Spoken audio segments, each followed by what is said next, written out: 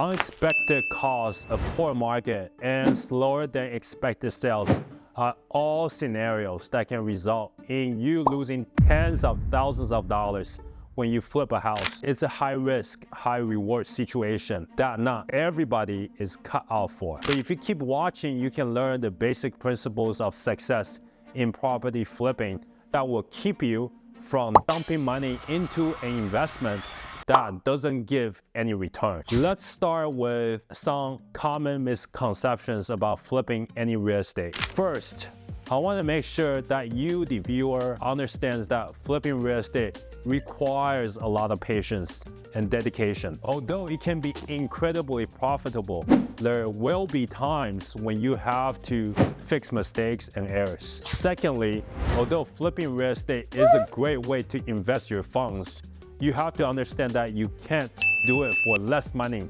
without adding more risk to the situation. Thirdly, timing. You have to understand that timing is everything. The real estate market has cycles, just like the seasons do, with both good and bad times to flip. When there's growth and high appreciation, you can ride on the market by flipping and making short-term gain fast. But when there is recession and a slowdown of the economy, it doesn't hurt to just sit on the sideline and look elsewhere for income. You should be ever so careful investing in a down market. Averaging down is a good idea only if you speculate that the market is going to go up. However, no one knows when that's going to happen. So it's best that you wait. With that out of the way, let's go over some mistakes that people make when starting their journey of flipping houses. One of the most common mistakes that people make when they're new is over renovating the property they're investing in. It does make sense logically. If you put more money into something, it should be more valuable to the next buyer, right? But no, not every renovation is going to give you a return. It's probably best to stick to things that yield a higher return on your investment to avoid adding too much risk. New buyers also tend to underestimate how much it's going to cost to renovate their property. This is usually due to a lack of experience and a fluctuation of acquisition costs and marketing costs. It's important to make sure that you do enough research and are fully aware of how much it's going to cost going into a project. Oh, one more thing I forgot to mention. Whether you use your own money or other people's money to fund the purchase of the home and the renovation, that money has a cost associated with it. No money is free. Most private or hard money lenders charge 8 to 12% on top of the 1 to 3% points of origination. You need to factor that into your costs so that it reflects your true profit. Just think of it as the opportunity cost of investing your money in your project versus another investment opportunity. The money you've invested in your flip project should give the same amount of return, if not more, as another investment opportunity. If you think this way, it makes sense to factor in the cost of that money in the acquisition and renovation. Apart from all the costs mentioned before, ask yourself how you're going to sell it. If you hire a realtor to do it for you, that takes the stress of dealing with potential buyers off of you, but you do need to pay the realtor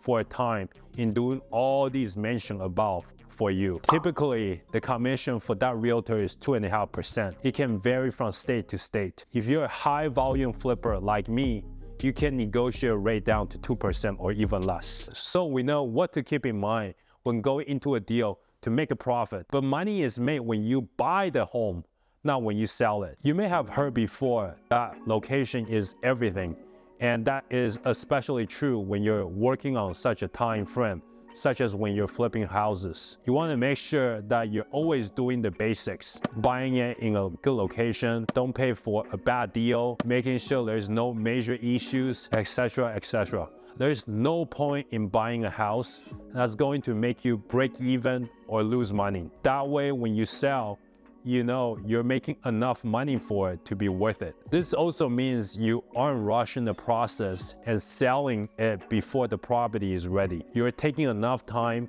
to ensure that everything is done well and professionally so, as to avoid any problems. Now, I know this sounds like common sense, but when people feel pressure, they tend to rush the process. That's something that you want to avoid if you want to keep your money. And a good way to make sure your renovations are done on time is to choose and focus on the right ones. Things like the kitchen, bathroom, curb appeal, etc.